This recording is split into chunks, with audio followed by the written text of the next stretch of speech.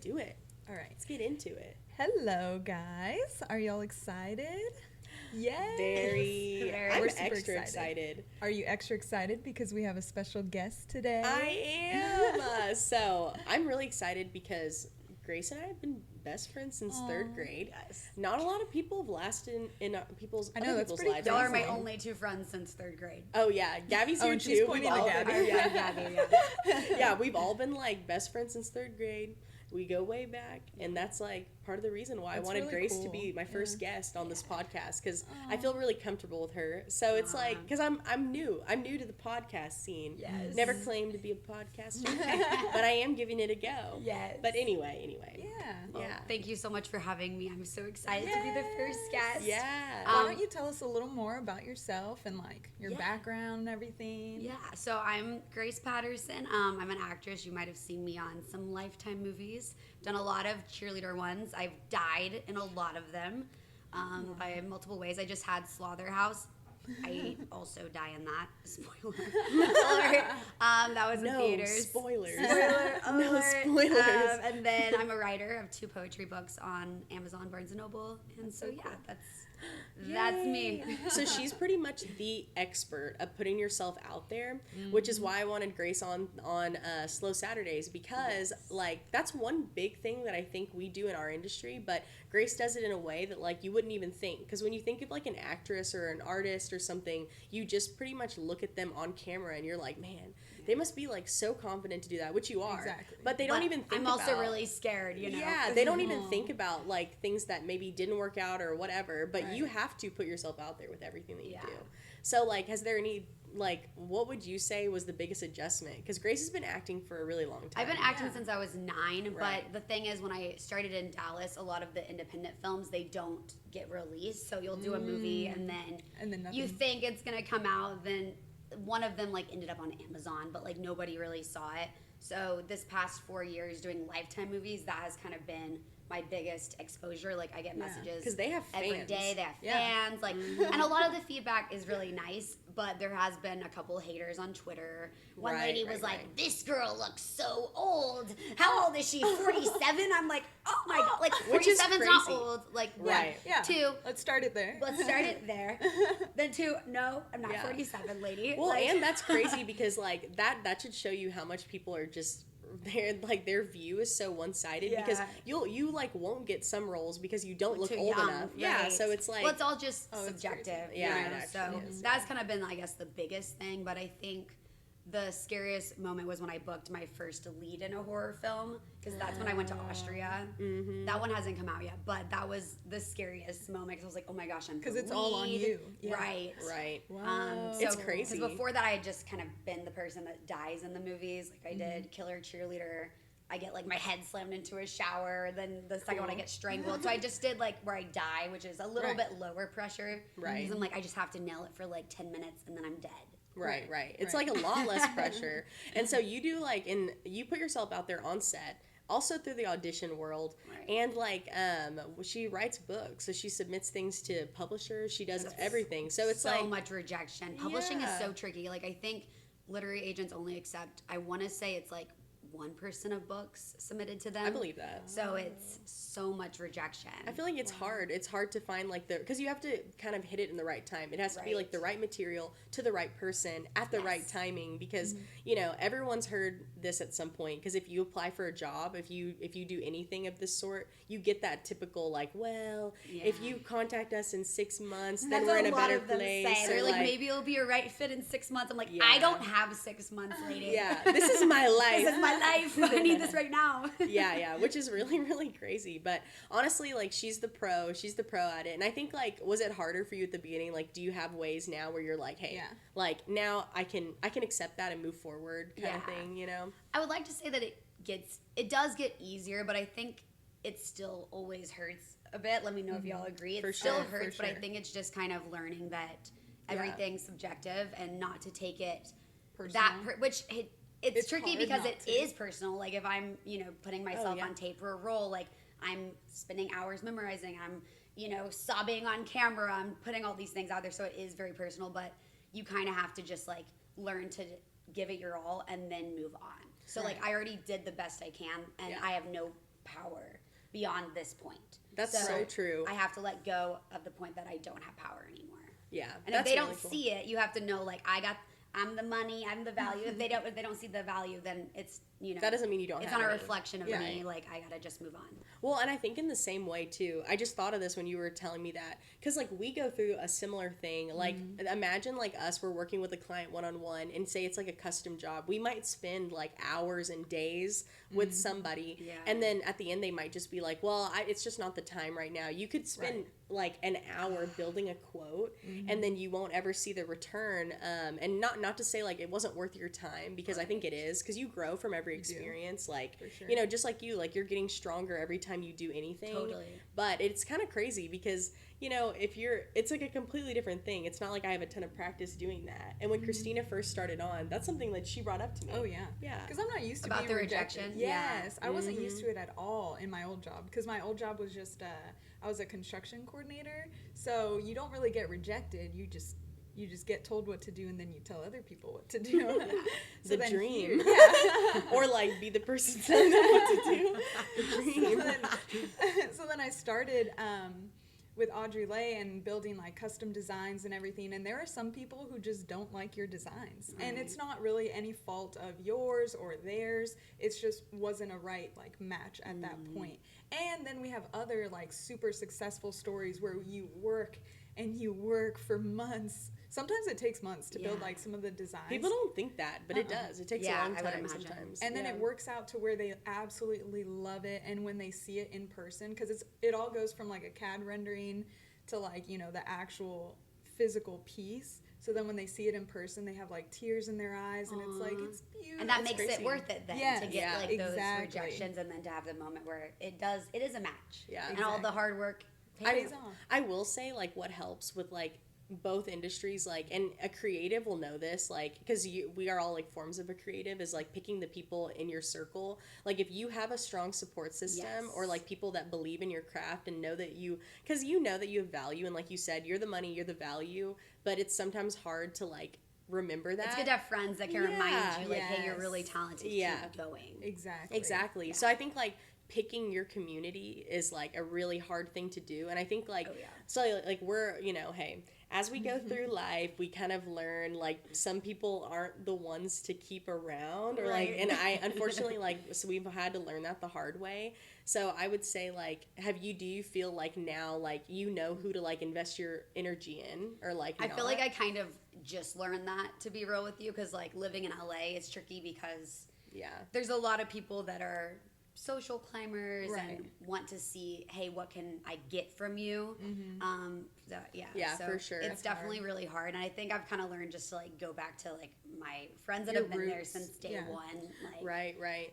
Adding new people in, you got to be very, which I hate that, because like I'm so much like, everybody come on, like I know. join the team, world domination, and then it's like, oh no. Like this person is out to get something, or some people want to get close to you because they're even jealous of attributes that you have, and they want to like learn them and be around them or squash them, or you know. So you have to be so careful to filter out people. I feel like it's true. I feel like for me, it's like I learned who I can work with and who I can't. There's been some people, like when I first started Audrey, I tried to I had that same mentality. Like, if I know you, hop on the team, let's go. Like, I want you to help in some way, so I can be like, you help me with this, and like we're it's like I can kind of like use the resources that my friends have talents, and I want to use them. Yeah. And then I got to the point where like I had my first falling out with someone that I tried to work with. Aww. And it was really genuinely one of the most sad things I ever heard.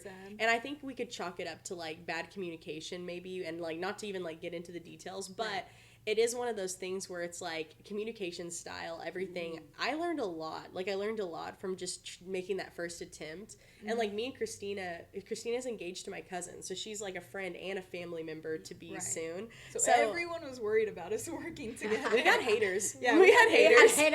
Sure. Y'all get along so well though. So we like work really well together. Like we complement I think like our other. dynamics complement each other really well, because like Audrey, like, you know, is super creative. She has like all these ideas, and then I'm there to help bring those ideas to life and like figure out the logistics and everything. Yeah. And then that's how I think we create magic, because I think you need both of those types of people. Yeah, for sure. A strong team. Yes. Yeah. It's really hard to find that team. Yeah. What advice do y'all think you have for like finding that team? I think I was a little scarred, okay, whenever she first started working with me, because I had just gone through like my first falling out, and I'm lucky that it was only really like one huge one. Like anything else, I think I saw it really early, because I saw those signs where like we really weren't, like now I kind of over communicate, and then we fell into a groove. You are really good at communication. She is good at Audrey is so good at communication. She's the best, actually. She really is. Well, thank you. She literally like will bullet point everything. Like, what about this? Like, how did that make you feel? Like, well, I try to be like extra mindful of the other person now, knowing that like if I'm like, you know, if I'm like hiring someone to do something, I like lay out our boundaries really, really clearly, because that's what happened with our first fallout, is like the other person never vocalized anything negative about it until, you know, a lot later. And then I was like under the impression like things were going well, but we weren't creating what I wanted. Right. So it was kind of one of those things where I just kind of dipped out, because I'm like, we're hitting the point where we're not going to actually make what I need. And that's not a bad thing, but I'd rather just like cut it so our friendship is maintained. Right. And then they had a lot of unspoken things that came out like months and months later, and you know, it's hard doing business with friends. Yeah, and so. And we had like a whole talk about it, and then I understood that like she was like, I should have said all these things at the beginning, and it was kind of one of those things. So now like what I've learned is like over communicate and all of that, you know. Set your expectations, set your boundaries. Yeah, that's why I thought like this was a really interesting thing to talk about, because since we have been friends for so long, we've like seen each other through like friend breakups, boyfriend breakups, every sort of thing you can imagine. Like, and then if there's anything that goes wrong, like if I have a bad day, like I've had manufacturers just drop me for like out of the blue, and it could have been just because I'm not like a big enough client for them or whatever the reason, and I always go back to the group text. Our group chat is every day, all day. Our group chat is 24/7. If you're out of it, you miss 200 messages, and there's only 3 of us, which means that 2 people are being jerks, and they just keep talking, and I have been on that side because we're always good. And one of the stories that I think about, which was so funny, and I can't remember if it was when you were filming in Austria or not, but it was about the gel. Yes. Oh, I was in Florida. I was in Florida filming. It was Spring the Break surfing Nightmare. movie. Yeah, it's Okay, so one of the girls gets arrested, and the mom comes back, and my one line is, she's like, Sarah's in jail. Okay, so I had a lot of speech impediments growing up. I couldn't say my R's. Sometimes I still get my AIs, like, anyways. So my one line, she's like, Sarah is in jail. I'm supposed to say, jail? And I literally go, gel? Because I couldn't, and I've worked on how to pronounce jail now because of this moment, because I literally did not know how to say it. So I go, a little gel? Trauma. And then they were like, cut. And the sound guy's like, I think she said gel. And I was like, gel? Yeah, gel. I said gel. You're like, that's and exactly they're what I said. Gel. And I'm like, okay, we'll just do it again. I'm like, I come out of, and I'm literally in a bathrobe, okay? So I have no clothes on. I'm just like, gel? And then I'm like, oh. They're like, gel. And I'm like, gel. Like, it wasn't clicking. Like, they were like, jail. And I'm like, gel. Gel. And then I was like, can I just say what? Yeah, I think, and I'm pretty sure that was the final cut. Is that what it was? The final take was just, what? Which is so good. It's so funny. Like well, it's funny, like, knowing you. I remember it like I was so embarrassed. Clear. I literally voice memo with them, like, sobbing. I'm like, I don't know how to say the voice memos go hard. And they're like, what are you saying? I was like, gel? Oh my gosh, that just happened on the last. The hell in gel? I don't know how to say museum. Oh yeah, that's a good one. Museum. Museum. Okay, yes. Yeah. And I was like, but I know what you mean. I was like, museum, and they were like, what? Literally 3 of them turned around and go, what is that? And I was like, it's like, like a library. And they were like, no. And I was like, never mind, just please. She's like, don't use my idea anymore, actually. It's like, please ignore me, actually. And that's why we have mastered the art of bouncing back. We just bounce back. I've been so many moments like that. They're like, is that you're all the way there? I'm just like, oh yeah. Oh no. Yeah. It's really hilarious because, like, hey, I think, like, when we send each other voice memos like that and we talk about these times in our lives, like, We always take the comedic approach. I think that's like how we actually combat the rejection. Yeah. Like that's how we cope. Yeah. And how That's we're a in good this way to new cope. You phase. just gotta laugh at it, honestly. You do. Yeah. And you have to understand like I think like one person's view of you, it does not dictate like how you're viewed or where your value is. Yeah. So it's even funnier if you can make it like a comedy. A joke. Yeah, if you can make it like a hilarious voice memo to your best friends, then like, and we can all laugh about it. It's like, did it actually happen? Not really. No, you know, it's not really. fine. Yeah. Do you think there's other ways like to combat rejection, or like other ways that you like, because you have to bounce back on the spot? Yeah. Because like I sometimes know. between you clips, can't let it get into your head. I think I've seen a lot of actors if they stutter or mess up, then they just Do they close off? they a little close bit? because it's like Yeah. it all goes into your head, which I've been there. Yeah. You Right. are like, oh my gosh, what if I mess up again? What if Yeah, mess up I was again? gonna ask if you've ever had a moment where you're like, okay, tomorrow's gonna be better. Like today's just like a wash. Yes. This last movie I did, I was a mechanic. Okay. Oh, yeah. And so I know nothing about cars. Okay. I literally know nothing. It's another and language. there was one line that was like, I don't even know it, but it was something like I use the shafter to blah blah blah. Basically, a whole line The about shafter. me, whatever the shafter, the gas. Is I that don't a know. real part? It's not a real fire. I might have to cut that. Just kidding. But you know what I mean? It's like a car line. Okay, you connect the shafter to the blah blah blah blah blah. And I was like, That sounds turned around, right. and I was like. That's how I've heard it.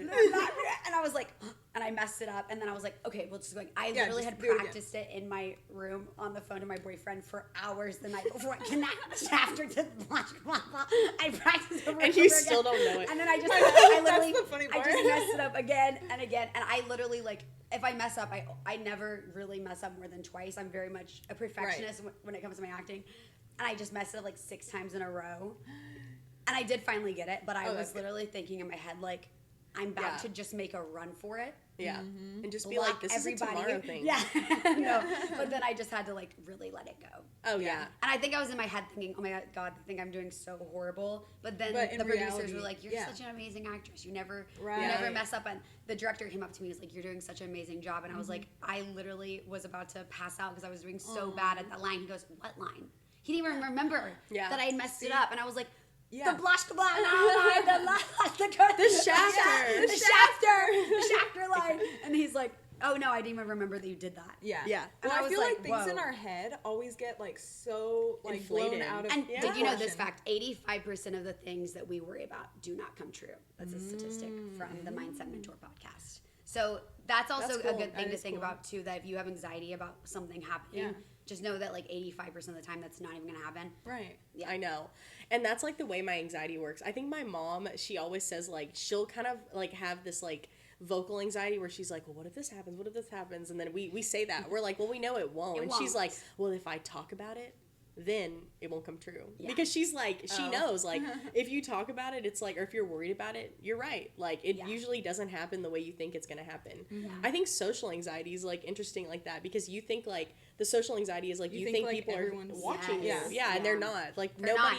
nobody is that concerned with you. They did like a the other study where person. they had someone wear a really embarrassing outfit, like that would be, we would all vote it embarrassing. And they went into a room and they took notes. That person had felt like everybody was staring at them, everybody Yeah. was Oh, judging yeah. them, and then they did an interview with everybody else in And there, nobody- and only like one person had Wow. noticed. Yeah. And then they That's did like cool. a medium embarrassed shirt, and that Yeah. person felt like, oh my gosh, almost everyone was watching me. Yeah. Turns out no one noticed that Yeah. shirt. So Well- it's called the spotlight syndrome, I believe, where we Yeah. all Spotlight feel effect. spotlight effect, where we Yeah. all feel like the spotlight's on me Everyone's because we're watching because us. we're us. Like we're you on know what the I mean? We're like, stage, hello, yeah. obviously, like I'm the main character, and it's really Yeah. like everybody is Yeah. concerned about themselves. No one's really It's so true. obsessing over what other people are doing. Well, that's why typically. I think it's important to keep like a positive mindset too, because those thoughts are gonna happen. It's just natural. Yeah. But you have to be positive and really combat those thoughts and be like, hey, like it doesn't really matter. Right. Like it's not gonna like affect me in the long run.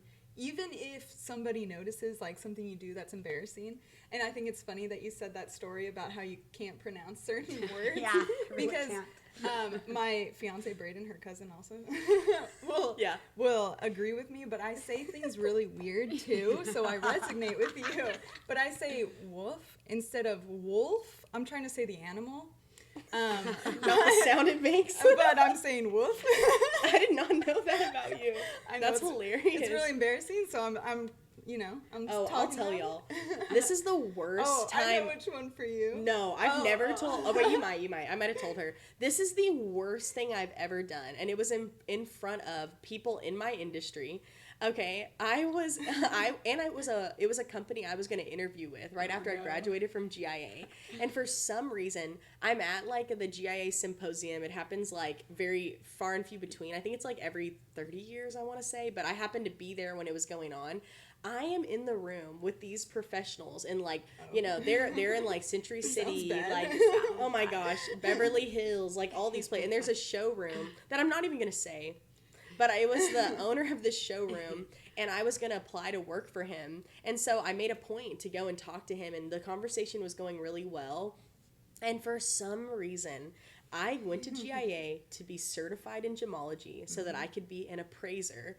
Or I could appraise jewelry. Right. And I don't know why that night, for 10 minutes only, I was like, it's called an appraisist. And I said that I'm gonna be an appraisist. And I kept saying it. And as I'm saying it, I know it's wrong, but I can't. My brain was like, I just couldn't think of what it's actually called. And he was looking at me like I'm just the dumbest girl in school. And I think that was probably one of the most humbling experiences where I just looked so dumb for 10 minutes straight. And he excused himself from the conversation. And I was like, safe to say, I won't even apply. Right. He's like, we're not hiring that girl. No, I didn't even apply because I was like, I'm just going to start fresh with somebody new. Because then afterwards, I was like, appraiser, what's wrong with me? But, you know, it's just one of those things. And I didn't tell a lot of people. Everybody, yeah, it happens. And you know what? Like, that guy, as successful as he is, and how much I would have loved to work for him, he didn't define my whole career. Right. I'm because sure I started fresh with new people. Before too. Yeah, it's like a fleeting moment. And so I think like taking the pressure off yourself and knowing that these moments don't define who you are, like helps you keep that positive mindset. Yes. Yeah. So anyway, I want to say thank you for coming on, and I want to give Grace a moment to talk about just upcoming things. Okay. Upcoming things coming up before we sign off. And I love this little combo. Yeah. So the Mechanic movie I mentioned, that will be coming out. It's called Sparks. Sometimes they change the name of them. And then I did do one with Haley Duff directing it. Yes. Cool. That was like a sorority movie. So that will come out probably early. I don't know. I don't know when usually they tell me week of like, surprise, the movie's coming out. Yeah. So that was like a Lifetime thriller. They keep changing the name. So fun. But yes, so that, and then my memoir will be out within probably like 2 months. Oh, wait, before we leave, exciting. You have to tell them what Haley Duff said to you when you're on set. Oh, yeah. Because I had a lot of, like, crying moments in the movie. And she's like, I want to know what happened to you. She's like, tell me about your traumas. I'm like, a lot is that. I'm like, because I'm so crazy. Like, we were talking about how crazy we were as kids. I'm like, I have so much to let out. That's cool. I loved that. Yeah, she was amazing. Awesome. She was so fun to work with. Yeah, that's hilarious. Yeah, so those two movies, the memoir, check it out. Yeah. Yay. Exciting stuff happening. Mm-hmm. Well, thank you for being on the second episode of Slow Saturdays. I cannot wait for it to be out and for everyone to be watching it. So, awesome. Thank you so much. Thank y'all for watching. Thank you. Bye.